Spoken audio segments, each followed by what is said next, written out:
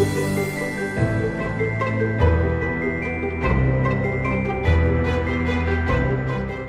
hello, everybody. This is Jason Stone with Secura Financial Planning and Wealth Management, and it's my pleasure to have on with me Wendy Leggett from Conflux Retirement Consulting, and she's here to share with us about a little gap that we found in our financial planning process, which is just dealing with some of the emotions of planning for retirement. So I was really happy and lucky to come across Wendy, and we've chatted a bunch about how to help clients kind of prepare from the emotional standpoint of getting ready for retirement and how that fits in with our practice. So I'm going to start with really quickly just talking a little bit about Secura and what we do, how we came to come across Wendy, and how we think it's a great fit to share with our clients and for anybody that's looking to make that transition to retirement. So Secura is a firm that started in 2019, merger between Barth Financial Advisors and Stone Hatcher. And we are a full-service financial planning wealth management firm. The firm manages a little over 250 million, maybe 300 million in total assets. I'm managing partner, 15 years as a financial planner, now longtime CFP and certified private wealth advisor. And so when I come across clients who are looking to make the transition to retirement, the emotional component is something that comes up a lot. And so once Wendy and I had an opportunity to start talking, it was something that I really felt was great for everyone, and something that can be of great value. So Wendy, I appreciate you coming with us today. And thanks for taking the time. Yeah, absolutely. It's my pleasure. And I think you're so insightful and so supportive of your clients to see that it does go beyond the financial, which of course is critically important. But I think oftentimes people, strategize, save, sacrifice in order to get that financial house in order. And they think, okay, now I've got it done. And I know how I'm going to go forward with this. And we find that that's not the case. Yeah, and it's pretty regular when I'm talking to clients and we're actually looking at, doing a retirement assessment. Even when we do the financial plan and we give people the numbers, oftentimes they still don't believe it, right? And it's really that emotional component where the numbers really don't lie. And that's where I live and what we kind of rely on. And we can reassure people as much as they want, but there's just something in there that doesn't really trigger for people or make them feel comfortable right away for kind of getting into what that like retirement mindset looks like. So it was wonderful to kind of find you and kind of share some of those insights and have those conversations. So tell us a little bit about how Conflux Retirement Consulting came to be, and a little bit about your background. Thanks. I appreciate that. I do want to speak to something you were mentioning because, like you're saying, some of your clients come in and they don't believe the numbers. And oftentimes I think we overlook that the numbers are the black and white. Like you said, the numbers don't lie, but we still come in with our whole selves, our feelings, our emotions, our beliefs. And so that's that area that isn't the external, it's the internal. And that gets stepped over a lot. And so that's what I'm very passionate about. And that's why I conceived of Conflux Retirement Coaching. So rolling back a little bit, Jason, my background is in sales leadership. So I work in corporations, franchises, developing my teams and meeting numbers through the connections that we made with clients. And so what I enjoyed so much were those connections, really trying to figure out what a client needed and how I might, if I could, meet their needs with the products or services I had, and also then elevate my team's capabilities and really hone in on what was meaningful to them and help them achieve that in their careers. And I started over time feeling like this, I'm really the product that I represent. Like if I held it so close, and I started thinking, well, I want that product to be me, that service to be me, and take all that connection and take all of that capability and bring it forward in a different way. So I discovered coaching. I started out as a business coach after getting my certified professional coaching degree, as well as a positive intelligence credential around mindset. But then as I was working with clients, I was finding that it was still getting into that black and white area that you're mentioning, more of the consulting around their business strategies and goals. And yet I was finding that a number of them were retiring and that there was this undercurrent of, struggle and not a clarity around what they wanted to do. And I discovered retirement coaching. So I got several additional certifications in that. And that's been what my trajectory has been under my umbrella of Complex Retirement Coaching. That's great. I just, we talked about, the assessment and some of the other things we're going to talk about in a minute, but it really just hit the nail on the head for me when we were talking about it. And it was just such a kind of aha thing where, we're so focused on the analysis and the numbers that it's something that certainly is kind of overlooked, and there's not a lot of time spent. And there's so much emphasis on emotional intelligence and on the mental aspects of these things that it seems like it's a great fit and a great opportunity to be able to share this with people. So here we are. So one of the things I like to do when I'm doing presentations or meeting with different clients is kind of set a scene. And so I'm going to ask you to think about someplace in the world, anywhere in the world that you've always wanted to travel to, but you haven't been able to. It was out of reach from a financial standpoint, a timing standpoint, and all that. So go ahead and think about that place. So now you're finally come up against being able to go there. Oh, nice. You're really getting into it. Thank you. And so you, like I said before, you scrimped, you saved, you strategized, you sacrificed, you have the money, and you're able to go on that trip. And so you get on the plane, you fly off, and you land at the destination. So is that all that you would have done to plan for that trip? Just had the finances in order? Usually not, right? You want to have a little bit of a plan once you get there. I mean, as a planner, right? I'm not ready to just wander around with a backpack when I'm traveling everywhere. So yeah.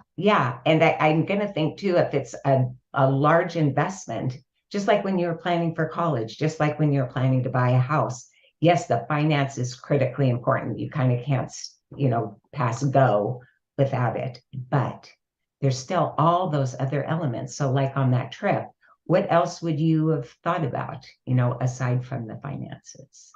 I mean, certainly where you're going to stay, where you're going to stop. I do like to wing my meals a little bit, right? I'm okay with going and finding a cafe in France or doing something like that if that's what I'm planning to do. But yeah, certainly the places where I want to sleep, that's really a big one to pre-plan. Whatever you're going to sightsee, right? I went to Europe last year for the first time, right? So we checked off the Eiffel Tower and the Arc de Triomphe when we were in Paris. So just planning ahead for those things, I think really helps because it gives you, your itinerary and your timelines of when you need to be in different places. So absolutely.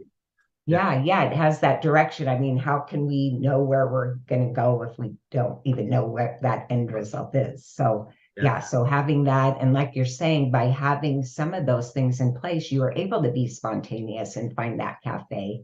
I'm going to hope, because you're smiling so broadly, that when you got back home, you looked at it and you thought, wow, we made the most of that trip. We had a fantastic time. It lived up to our expectations. Yeah, maybe there's some things we would still like to do, but yet we feel really whole and we feel like we really were able to live out that vision. And that's how it is with the work that I do. It goes beyond the finances, which again is critically important. And that's what you and your team are there for. But it is then digging in deeper and saying, what's meaningful, what's purposeful, what's going to align with my values, and what's going to make me feel like I'm motivated to get up each day and enjoy these years ahead. And I think the really big piece, and I'm sure you speak with your clients about this, is that lifespan is increasing.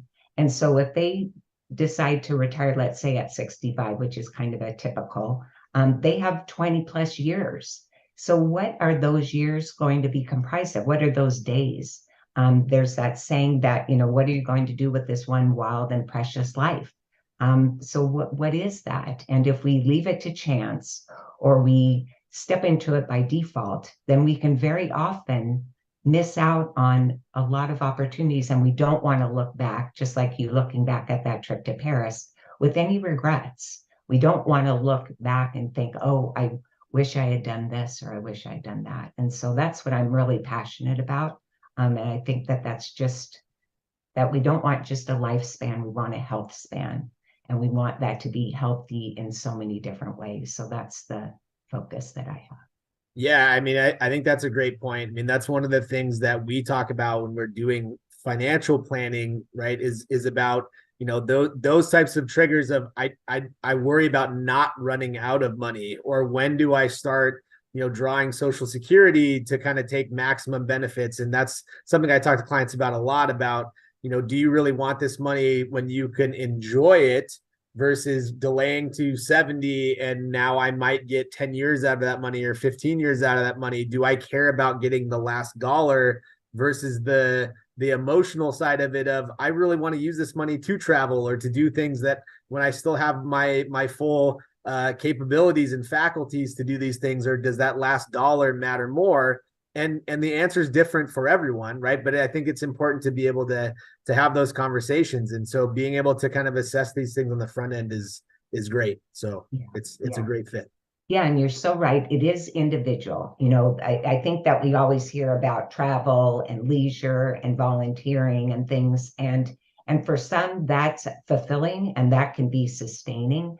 For others, that's not their jam. Or for others, it's not in balance with other piece parts that are important to them in their life. But I think too that sometimes people can get involved on that travel trek, and then they stop and think, wow, I'm over this. And now what is there for me? Or they can get really involved with volunteering and it then gets out of balance with other important aspects in their life, like their relationships or their health or things like that. And so I think too that I really look at the work that I do as not just in the present time, it's future looking, and it's also that runway to elderhood. Because if we really key in on internally what's important to us, then it can equip us as we get older to have some of those great habits and patterns and belief systems in place that will serve us when we do start to feel more of our age, maybe, or we do have more health concerns, or we do start to feel lost. This is kind of the preventative measures that help us navigate through that very powerfully. Yeah, I think that's what everybody's afraid of, right? It's part of the fear of the unknown. Like it's this giant shift of I've been working my whole life. Now I'm going into this next phase. And if I don't know what I want to do or how I want to do it, then it seems like such a big negative stressor when it's supposed to be this kind of celebration and joyous time, right? Yeah, So yeah. that's But great. that's the part where I think it's overlooked that that takes planning then. Yeah. Like that unknown there, yeah, there's a lot of things in our lives out of our control, but what's in our control? And so the planning, the thinking about what is important to me, what do I want those days and weeks and years to look like, what's needed to ensure that I move on that path, what will allow me to keep that open mind so that I can pivot when needed. So yeah. So I'm gonna put this next slide back up here for you. So why don't we talk about that? I think it's a great transition to kind of talk about that retirement readiness. We're dancing around it, but why don't you go through this a little bit for us too? Yeah, yeah, no, I appreciate it. So this gives a kind of just an overview of the work that I do. I dig a lot deeper, but I wanted to just share with your clients really what we're talking about, like you said here. So there are 5 key aspects to retirement wellness that allows us then to be supporting that satisfaction and sustainability as we move forward. And so they're noted up here on the screen, and I'll go into each in a little bit of detail. So the spiritual piece, which you see then is connected with values and purpose, that and all of these are very individual to people. So spiritual for some might be religious practices. For others, it can be my reason for being, my why, my North Star. And so that's an area that we don't want to step over. We also don't want to step over the emotional piece. And this for the demographic that's in that retirement age now, which are active agers, formerly known as baby boomers. This is an area that oftentimes is overlooked. And I think a big reason for this is that positive psychology came on the scene about 30 years ago. Martin Seligman was looked at as the father of positive psychology. And this keying into what's happening internally is not something that baby boomers grew up with. Our kids are growing up with it, but we did not. And so we're worker bees, we're productive, we get it done. But oftentimes we do that with suppressing our emotions or overlooking them. And so this becomes an important piece because what are our beliefs? What are our thoughts? What is important to us? What could get in the way? What are some of those difficult emotions? Like you're saying, feeling that scarcity around money or that concern about the unknown. So the emotional component is an important building block. Additionally, then the mental piece, what is our outlook? Some of the clients I work with, start off with feeling such a hyper focus around aging and loss and no longer having their youth. And so digging into that and understanding what is the mindset, what are the possibilities, looking at being that constant learner and having a beginner's mindset and experimenting and realizing that failure is really learning. So we dig into that as it's appropriate or applicable for people. And then the social component, wow, that's one that I think people just don't really even recognize when they go post-career. But so many of our connections are based on our work. And when we leave our work, we can leave behind a lot of those relationships. And people often think, oh, I'll sustain them. But the reality is that oftentimes the work is that common factor that binds. And when we leave work over time, then we lose those connections. So how do we look at the relationships that we have and foster and grow and nurture them? And how do we look at the quality and the quantity of the relationships and build fresh friends and things? So I'm kind of rattling off a lot of ideas because I get excited about it. But the social aspect is important. And then the physical piece, and this is that health span. So what do we have in place that will serve us well into elderhood? What are our sleep patterns? What are our eating patterns? What are our workout patterns? And this isn't my area of expertise, but it definitely is one that we excavate, like what's holding us back. And we know that so often people say, oh, when I retire, then I'll get active, then I'll lose weight, etc. But if we've got those habits or patterns in place that have been habitual, it's pretty tough to then all of a sudden day 1 or day 10 or day whatever to get rid of them. So that's a really important area too. And I didn't mention, and I really didn't mean to overlook it at all, is that component of sense of identity. Because when we leave work, we can feel as though we're leaving pieces of ourselves behind. There's a saying that if you are what you do, who are you when you don't? And this can really become at the forefront for people and cause a real struggle as they move into retirement if they don't have that sense of purpose and they don't see that the skills and the strengths and the capabilities that they had at the workplace, if they choose to, can transition into their retirement. So those are, that's a quick one because my programs are pretty full blown but that just gives you a quick overview of the type of work we do and the criticality of going beyond the finances, which of course, again, is foundational. That's great. You're bringing up so many good points. I think back to a lot of the things. I read a lot, right? So when you're talking about like the social aspects and those things, like there was a great, I think it was a Bloomberg article that I read a couple weeks ago talking about the difference between men and women, and when men retire, they kind of just tend to isolate and do their own things. They don't have those peer groups, and women end up traveling solo and doing things in different ways and finding different networking and relationship groups that really kind of differentiates even for married couples. And I found that to be really interesting.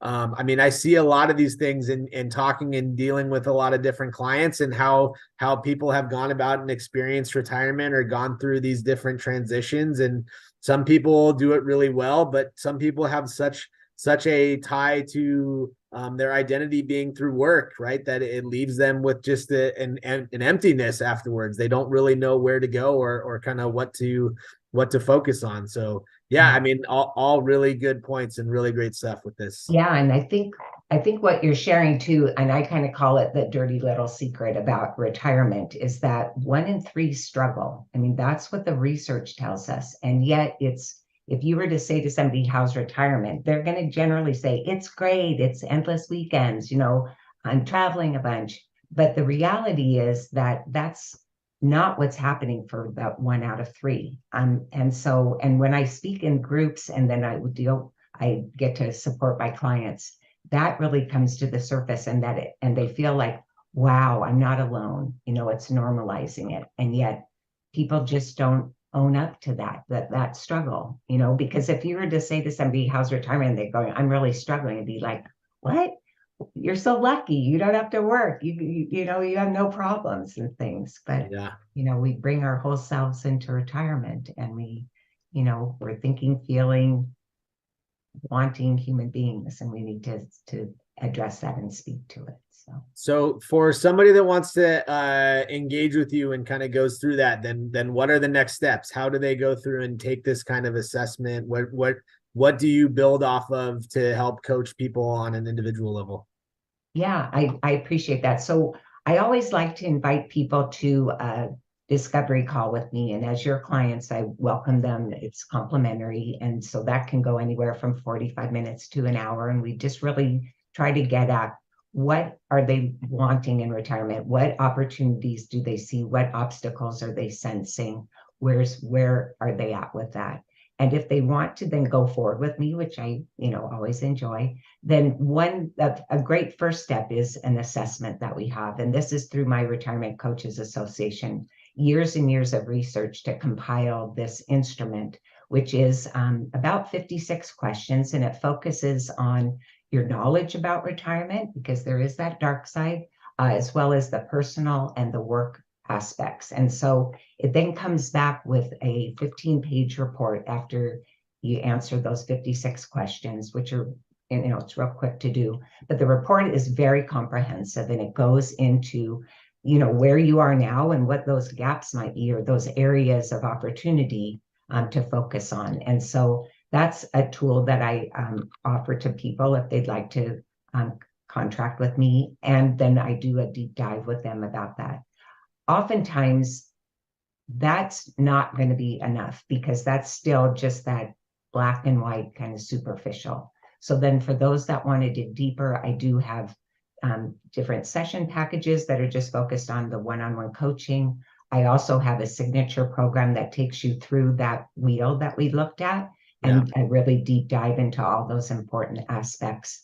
I do work with individuals, I do work with couples, and I also support groups.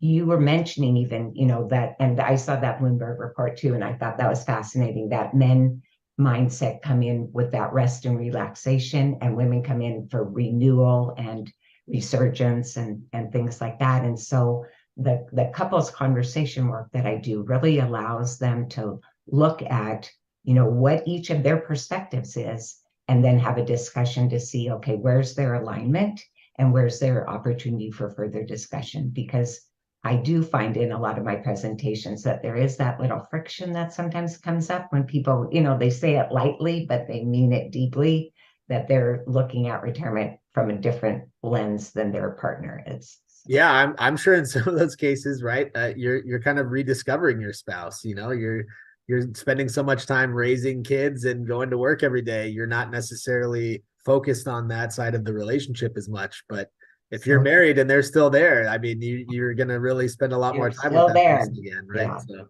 yeah. Yeah. No, I think I think so much of this is overlooked. I think it's interesting that we have templates for so many other critically important transitions in our lives. But when it comes to retirement, aside from the financial piece and maybe some cursory discussions about, oh, what do you want to do?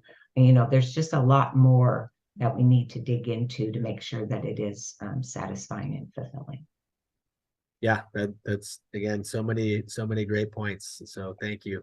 Okay. Anything else that we want to cover, or what would be the next steps for us to take things from here, Wendy? Yeah, I think if you want to just bring up on the screen, maybe just a really quick overview of my courses or my Sure. offerings is really a better term for it, and the coaching that I do. Um, so that's a little bit on that assessment to give people an idea. I mentioned the 56 questions and things, and then moving on, these are some of my offerings, and so it can give you a feel for the price. Just if that's because I think it's interesting because Jason, I don't know if you find this with your clients, your prospective clients too, that a lot of times they say, "Oh, I don't have time to do the information that you need." Jason, or I can't afford this. And yet we know that it's really, if something's a priority, if something is where we want to put our attention and focus, those other issues fall away because we make it important to us. And so that's what I share with people is investing in you, just like investing in making sure that your financial house is in order. So yeah, so I don't know if I have a slide up here for people, how they can contact me. Yeah. But yeah, but my company is Conflux Retirement Coaching. So that's CONFLUX. And you can email me at wendy@confluxretirementcoaching.com. And certainly just find my website, which is Conflux Retirement Coaching. Yeah, and we'll make sure to add that into the chat. You can reach out to me or you can reach out to Wendy directly. One other thing I will mention is, and this will be a little bit of surprise to Wendy, I think, but one of the things that I would really love to do, and I know that there's a couple clients it'll apply to immediately, is for our first 10 Secura clients or potential clients, Secura will pay for the assessment. So if you want to reach out to Wendy and set that up and see how this all kind of shakes out, do the initial call, and then also set up the retirement assessment with her, Secura will cover that. It's something we're going to pilot and look at as far as part of our on-suite of services as part of the financial planning fee. So that's certainly something we're going to take a look at. And Wendy, thank you so much. This has been a really insightful and helpful kind of segment. And we're really looking forward to partnering with you as we move things forward. Well, thank you for that bonus extra because that's very, very exciting. And it does show your commitment and your recognition and awareness that this is such an important piece part in your clients' lives. And it was a really enjoyable conversation for me too. Thanks so much for letting me share about something that you can tell I'm pretty passionate about. Awesome. And yeah, once again, if you have any questions, feel free to reach out to Wendy or I direct. Put your questions in the chat, and we look forward to talking to you soon. Thanks, everybody. Thanks, everyone.